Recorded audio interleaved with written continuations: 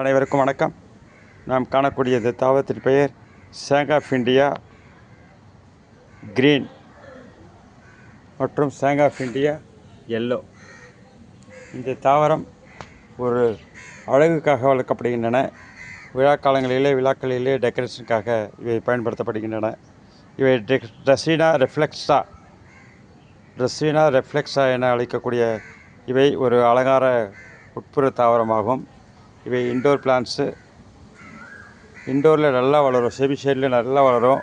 அவுட்டோரில் பார்த்திங்கன்னா லைட்டாக ட்ரை ஆன மாதிரி இருக்கும். இது லோ மெயின்டெனன்ஸ் தான். வாரத்துக்கு 2-3 நாட்கள் வாட்டரிங் பண்ணால் போகுது. ரெண்டுமே song of India yellow, song of India green. Direct sunlight பண்ணணும்னு அவசியம் இல்லை, செமி ஷேடில் போட்டால் போதும்.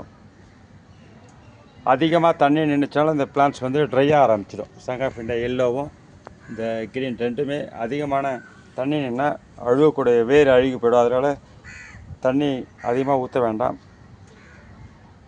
இந்த தாவரம் ஒரு அழகு தாவரமாக மட்டுமே வளர்க்கப்படுகின்றன. நன்றி, வணக்கம்.